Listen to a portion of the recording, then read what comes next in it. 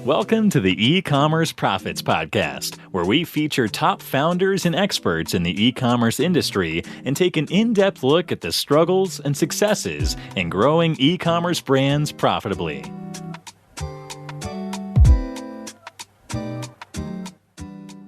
Josh Chin here. I'm the host of the E-Commerce Profits Podcast, where we feature top experts in the e-com industry, and we go behind the scenes of the struggles and successes in growing a brand. Now, this episode is brought to you by Chronos.agency. If you're a direct-to-consumer e-com brand that is ready for next-level growth and to unlock the optimal customer lifetime value through email marketing and SMS marketing, Chronos is your company. We've helped hundreds of brands get over $70 million in results from email alone, and our clients get an average of 3,500% ROI from our efforts. We've worked with brands like Truly Beauty, Elias Skin, the Udi, and many more. For some reason, beauty brands, apparel brands are just attracted to working with us. But the next step is to email us at sales@chronos.agency, or you can go to chronos.agency to learn more. Today's guest, Adam Bremen, is the founder of CanDo, the maker of Keto Krisp protein bars, a premium low-carb and low-sugar snack with an unrivaled taste. Keto Krisp came about during Adam's weight loss journey when he couldn't find an on-the-go snack that tasted good. Now, what's most incredible about Adam is that he was born with cerebral palsy and have been using an electric wheelchair to move around his entire life. But that hasn't stopped him from losing 65 pounds and creating an incredible healthy snacks company. Adam, welcome to the show. Joshua, thanks so much for having me on today. It's a real honor. Thanks so much.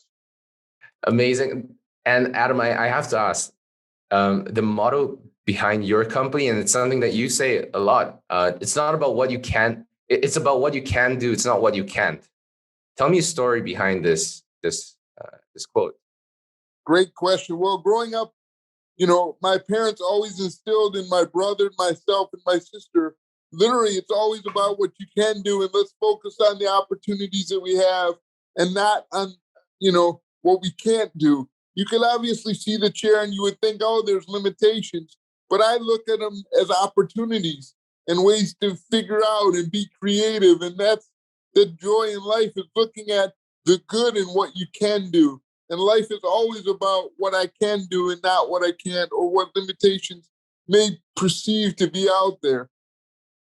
Because there's not anything that I can't do or anybody else can't do. You just have to have the right frame of mind. And growing up, it was always a focus. Okay, you may have to look at it through a different lens, but we're going to find a way to get it done. Whatever it takes, whether we need to go this way or that way, we're going to find a way to make it happen.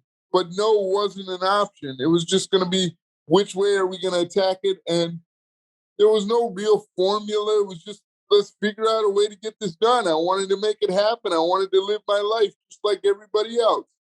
It just so happens being in the chair was a unique situation.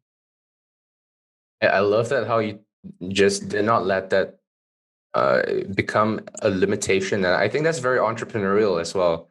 Most entrepreneurs would create opportunities out of what most people perceive as limitations. No money, no funding, no experience. That's often, common, excuses that we hear from people not wanting to start a business.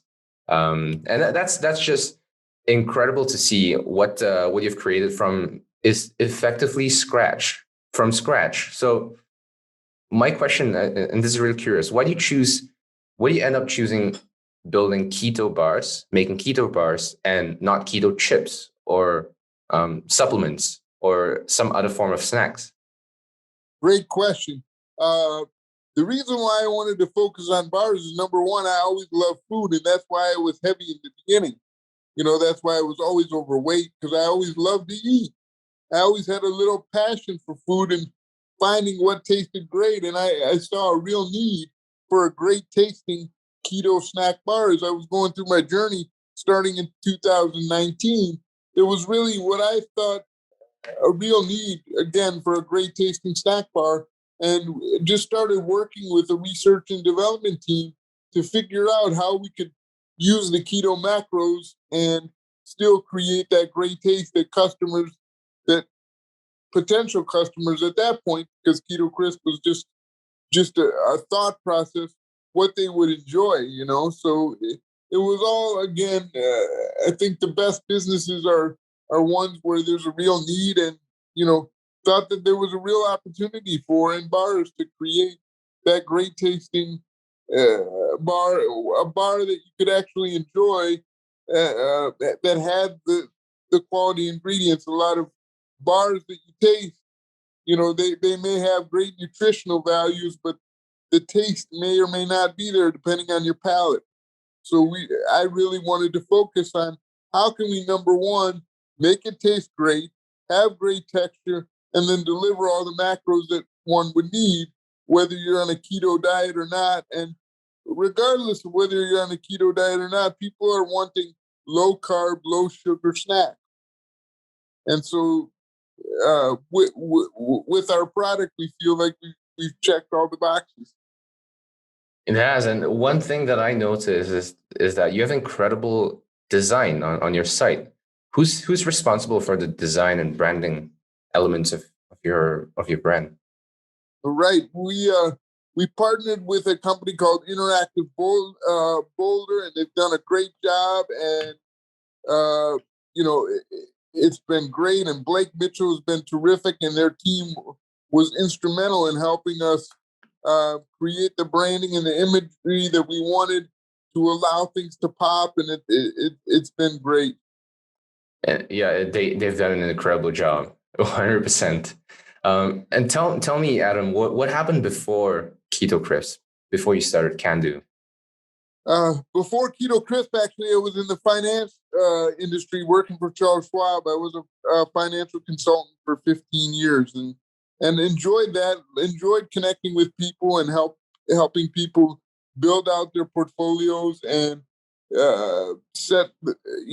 create financial plans and things of that nature. And then an opportunity came where I had a chance to move to LA and then really was at an event called Life Rolls On, and that helped people with special needs surf. And I was so moved and inspired by the day. I said, if I was in better shape, I could do more physical activities like this. So then I started researching different lifestyles and how to lose weight and just how to be healthier in general. As somebody that's in a chair, you typically sit down, obviously, more than your average person because people are getting up and walking around. And because of the circumstance, I'm not walking around a whole lot. So, or as much, I should say, and it's not an excuse. It's just, situational. So I said, let me look at some different diets and started working with a buddy. And then we got into the pool and just started doing some exercises and then made changes to the diet. And then, the weight would just fall off. And I really adopted this keto lifestyle, by chance. I didn't really know much about keto. I kind of fell into it, but Google is our best friend nowadays, and we just type in keto and it comes up with all this information. And I started reading and watching different movies and different documentaries, and I was just so amazed at the success. I'm like, if I do this, look at what's going to happen here. So we just started trying things. And I guess it was the mentality of never being able to afraid to fail and always willing to try something. You never know in life until you try. So just kept trying and doing different things. That's incredible. So you started on the keto diet just through Google. I can really relate to that because I actually went on a strict keto diet for a couple of months until until I had some cholesterol issues that I had to switch away from keto.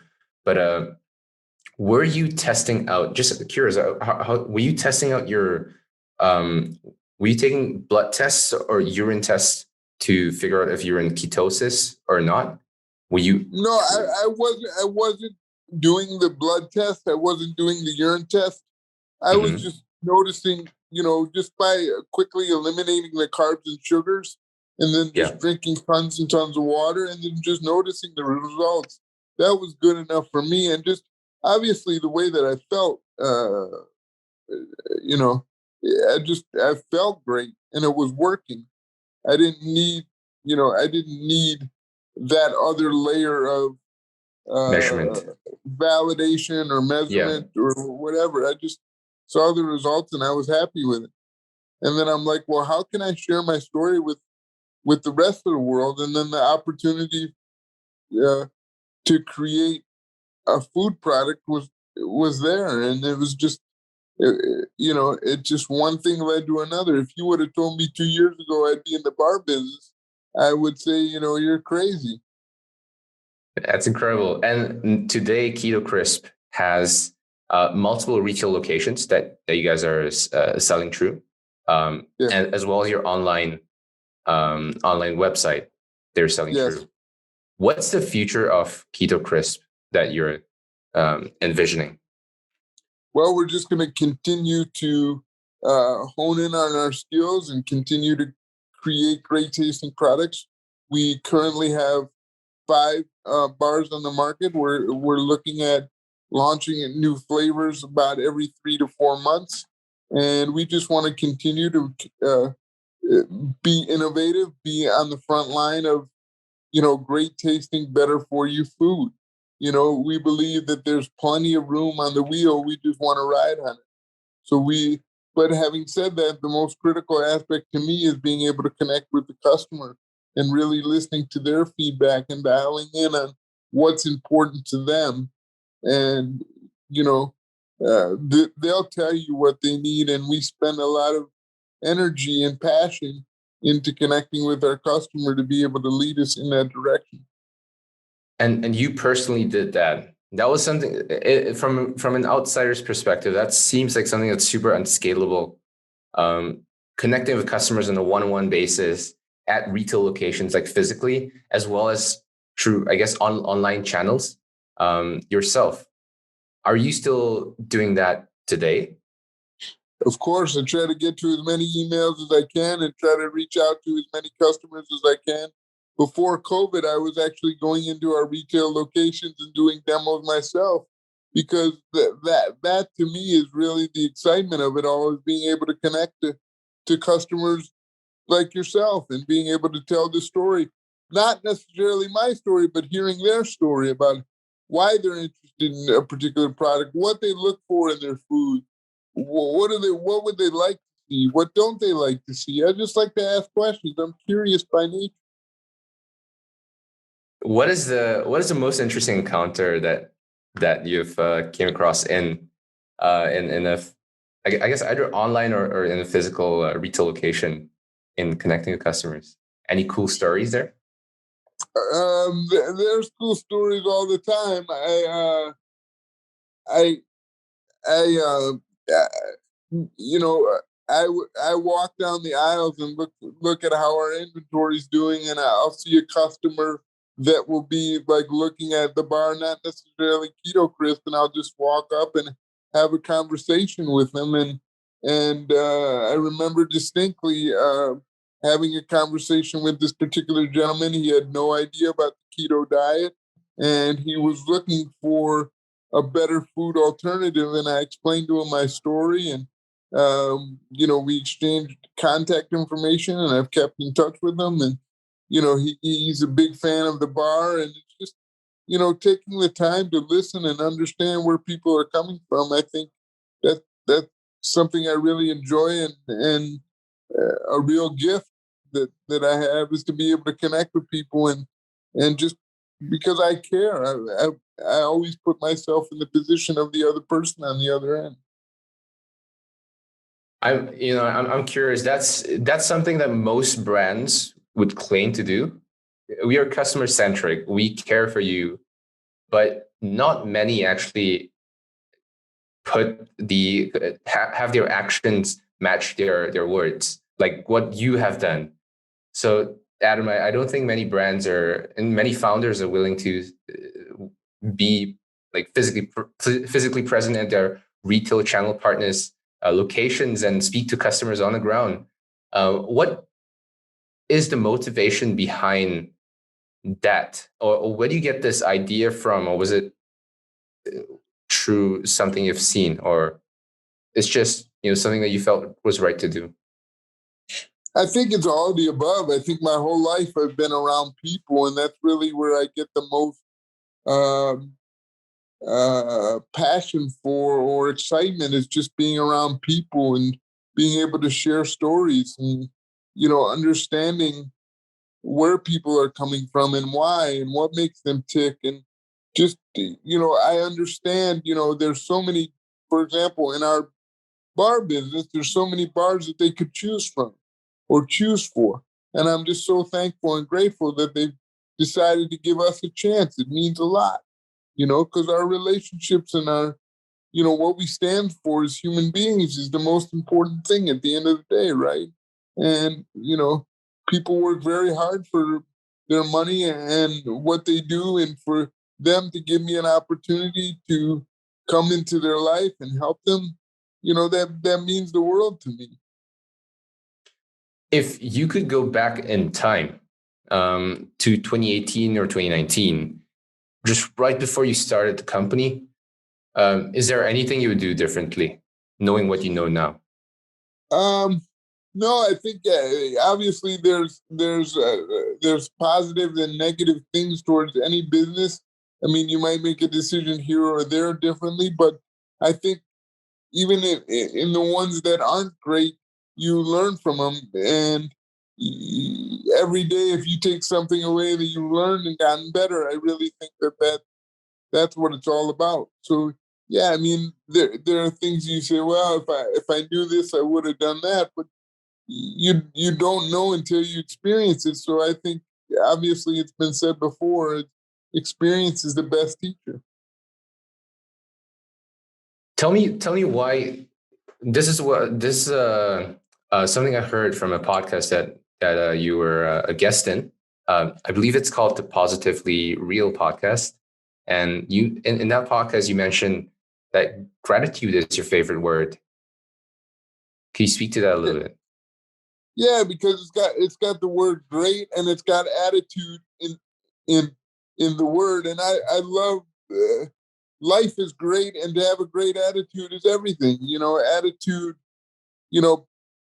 Success breeds success. Positivity breeds positivity, and attitude is everything. And fortunately, I've been lucky enough to really have my attitude as my calling card. And when you have that positive attitude, it doesn't matter what obstacles are in the way. You're always going to be able to get through and move. And if you believe in yourself and your ability, and you believe in others, that's really where the crux of CanDo comes from. It's about what we can do, and just focusing on that and finding a way and staying positive and staying humble and being supportive of one another, being a cheerleader, being a fan, having fun. Life is much more fun with a smile on your face. So I just, I'm not like, it's just, it's great. It's an opportunity to connect with people. It's an opportunity to be excited for what's ahead, and we're excited for what's ahead. And I'm just excited to be here. I love that. Life is more fun with a smile on your face. I think that's a good quote. That's a good quote. What are some other brands that you feel does a good job at branding and what they do with the DTC channels? Well, one of my favorite brands and good friends is Core Shots. I really like Core Shots a lot. I love a brand called Koya. They do a great job. Koya. Vital Proteins does a great job. There's so many brands that I love. Just looking down the row, it's been great. Go ahead. What is your advice for someone who's just starting out on keto or trying to change their lifestyle for the better, at that tipping point, I know it's speaking from personal experience, making that change is incredibly difficult. But once you are on that train, it's way easier to stick with what the current lifestyle is. For me, and I think this is important for everybody, set attainable goals. You always want to set yourself up for success, or, whether it's the littlest of things, you always just, and then build upon that success. I remember when I started keto, I wasn't keto cold turkey. I was just, every day I would just stay away from sugar. Or I would say, you know what, I'm not going to have carbs today. Oh, And I would just, I wasn't trying to reinvent the wheel. I was just trying to ride on it. And I didn't, I just wanted to try to get some momentum, It wasn't. So one step at a time. Yes, exactly. One step at a time. Just one step at a time. So the first thing that you did was just to reduce like the amount of sugar that you're taking in every single day. Is that a good first step that you recommend? Yeah, I mean, I would do that, and then I would, just drink as much water as you can. I think, just and look at what you're putting in your mouth. Is this really a great decision or not? Think about what you're, and how your body reacts, and it's just like fuel for your car. You want to look at things look at your food decisions and think it through a little bit. It's not rocket science, Makes sense. Just keep it simple. And let's shift the focus a little bit to your business. Now, you have retail store locations that you're selling at, as well as the online direct-to-consumer channel. What have you seen are the strengths or advantages in being in both versus a natively online direct-to-consumer only brand? Well, I think obviously when you go into retail, you have the ability to reach more people quickly. However, with COVID, I understand that people are not looking. They're basically going in and buying what they want and then getting out, so they're really not exploring as much. With the D2C, you're able to control your messaging a little bit more and be a little bit more interactive with your customer. At the store level, your products on the shelves, obviously display is critical and things of that nature. Nice. Yeah. But you do have more control at the D2C level than you do at the retail level. However, at the retail, because you're in all those locations, your product is more visible quickly. Makes sense. And did you start with retail first or DTC first? No, it was a combination. It was a combination of both. We threw the bars up on our website, keto-krisp.com, and then we went to Amazon, and then our first retail store was a little health and wellness store locally, and we just started from there. And I would literally do demos and just every day, just interacting with customers and, hey, will you try the bar? We'd love to have you try it. And even today, I'm walking around passing out bars all the time. Nice. And how do you match that, or how do you bridge the gap between customer feedback and what's happening internally in product development? What's your process of taking customer feedback and feeding that back to the team? Well, I think that's actually critical to your success, is actually listening to the customer, like I've said before. And that's something that I'm really excited about and passionate about. And we have a process in place. Every time we come out with a new flavor, we target our top customers, and we value their opinion and their loyalty. And so we send them out samples and we say, what do you like about this? And what don't you like? And what would you like to see differently? And really, really connect with them personally. And then we just kind of go from there, given their responses. Incredible. Now, what is the proudest moment of your career so far in building Keto Krisp? If you had to choose just one. My proudest moment for sure is the team that we've built around. I mean, you're only as good as the people around you, and I'm really, really lucky to have a great team, and so that really is the most proud to be able to start something with just a vision, and then to have it see grow into something that can really connect with a lot of people. That gives me the most excitement, and just you know, to be able to build this with so many close friends is something that I'm so excited about, and it's really tough to put into words, but definitely the team that we built, and just the the energy and passion that everybody has. It's really infectious, and it's just it's awesome. That's just so exciting. I can remember day one, and you know, selling the first bar and how excited we were. And even today, we just, a couple of weeks ago, we celebrated that we sold 1 million bars. And, to be able to do that with the team and customers, and just, continuing to build and be appreciative with our retail partners is something that, I never take for granted. I'm so grateful for that. Congratulations, man. 1 million bars. Wow. Yes. That's incredible. Yes. That's a huge milestone in just 2 years, thereabouts, or less than 2 years. Yes, less than 2 years.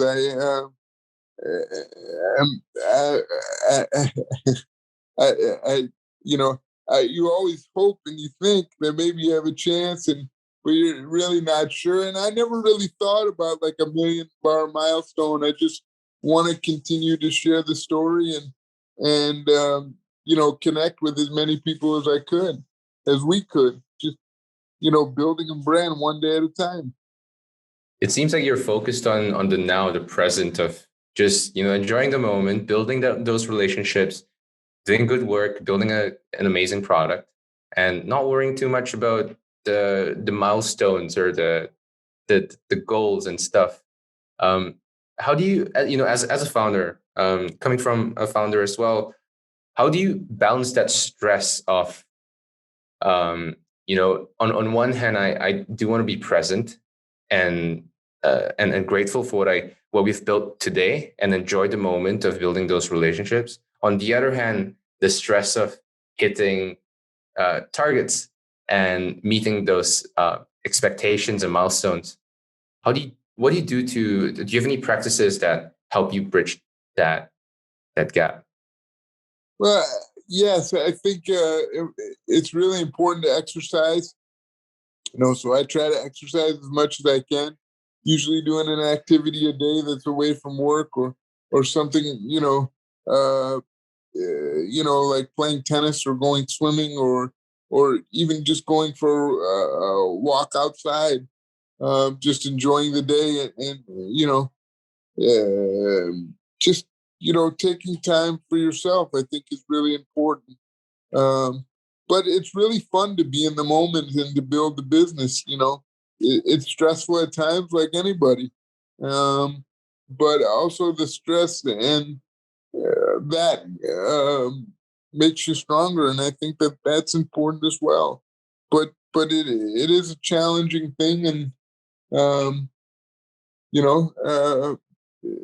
I'm learning every day, how to manage it, and I think everybody has their own sort of playbook. For me, it's I'm a big sports fan, so I'll take a few minutes and watch a game on TV, or like I said, do a physical activity like swim or play tennis or go for a walk, or just do something to get away from it for a few minutes.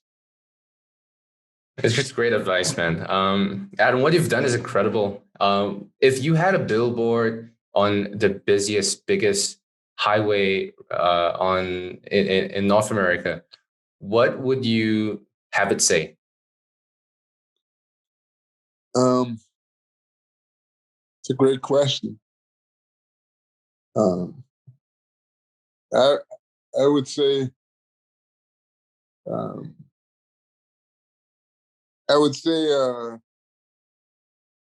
that's a good question. I never thought. Let me. It's kind of like a play around the idea of, if you could speak to the world all at once, like send a text, what would that be? It's in a similar vein. That's what it is. I'm taking this idea from Tim Ferriss in his podcast. He often asks this question. I love it because it kind of encapsulates the core motto or essence of a person. That's a good question. I would say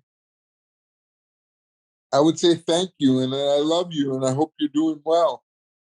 I know that I would wish people well and love and happiness, and that's great though. I'm gonna use that in the future. I think that's awesome.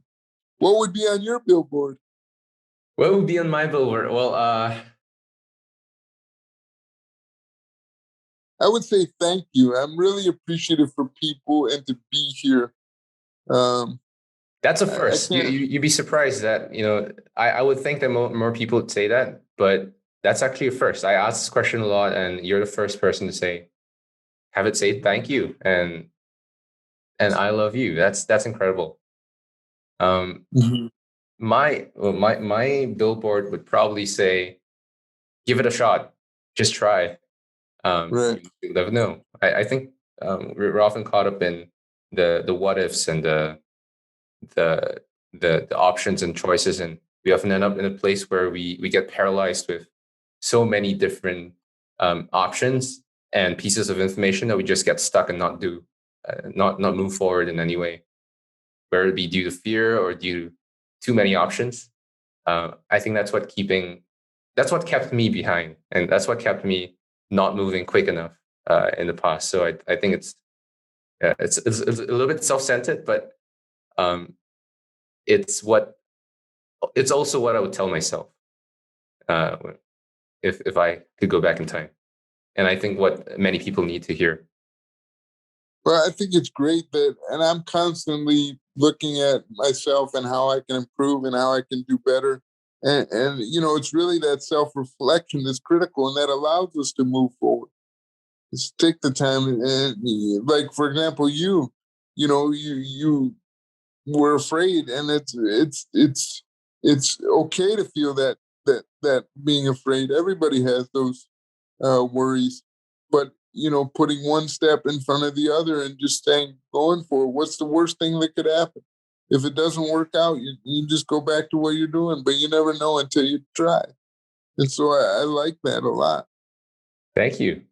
And I was just having a conversation yesterday, and we were on this topic with a couple of friends, and the question that kind of stuck to me was, what's the worst that could happen?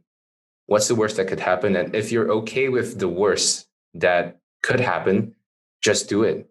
Because the worst doesn't always seem, it seems like it's horrible, but when you actually put it down on paper, the worst isn't that bad as an outcome. What's worse is not doing what you wanted to do in the first place. That's right. Takeaway. Yeah. Exactly. I couldn't agree more. Well said. Sometimes in the moment it's challenging to do that, but that's how, I always try every day to do something to get out of my comfort zone, because I feel that's how we expand as people. And, you always want to challenge yourself, and you want to look around and see how can you put yourself in a position, where the odds are more for you than against you. You don't want to make a crazy dumb decision. You want to look at it and say, I like my chances here, or because of this or because of that, I love that. It's not a stupid plunge into the abyss of nothingness. It's still calculated decisions and risks um, that are meaningful. Um, what are some of your favorite books or mentors that you learned from? Well, my parents for sure have been great mentors. My older brother's a great mentor. My younger sister, a great mentor. Family members, friends, uh, books. I love reading all the Amazon books by Jeff Bezos. Just just life is a great experience teacher for me. Um, experience, they say, is the best teacher. So I try to experience life as best I can, and just leaning on people and asking questions, but also listening. Listening is the most important. And so I'm always reading something here or there, and just keeping my eyes and ears open. You know, what about you? I I tend to read when it is just in time. I like just in time knowledge. Like there's this issue that I need to solve. I'm going to pull out all the books that I can about this certain topic, and I'm going to skim through all of it, kind of go through a speed reading process, and extract all the key pieces of information that resonates or doesn't, and figure out something that works, or Frankenstein my way through. That's kind of my approach. So I don't I rarely read for leisure. The only time that I did was um, Shoe Dog by Phil Knight very recently. Oh, yes. I love the book. Great book. Yeah, it's such an amazing story. The story of Nike and how they came to be. It's so fascinating to think about. You because personally coming into it, I would think that Nike's such a massively successful company. They must have had, a pretty strong, solid background of, a strong team of founders who knew what they were doing in the first place. But the truth is, the challenges and problems that Phil was facing, very similar to what a lot of entrepreneurs are going through, including myself.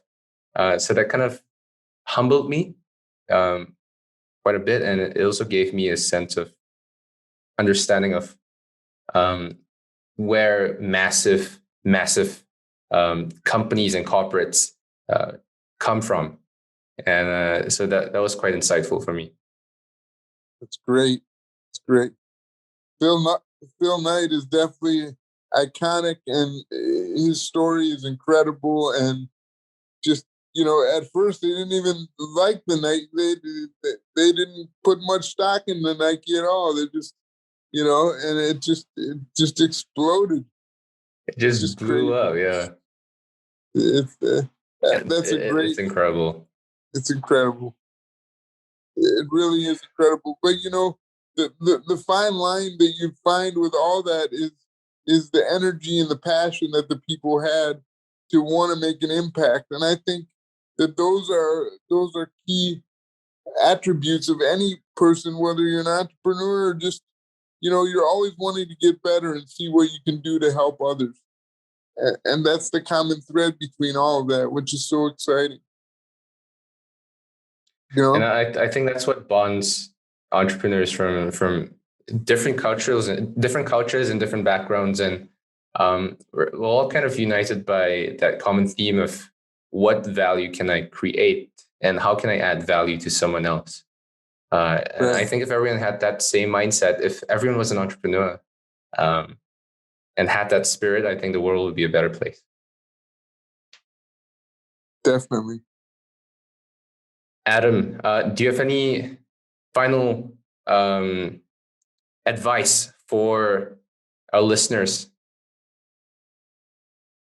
Just go for it in life. Have fun. Smile.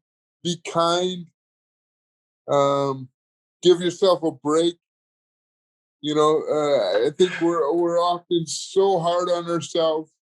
But everybody has a special gift, and just enjoy life to the fullest. Tell people you love them.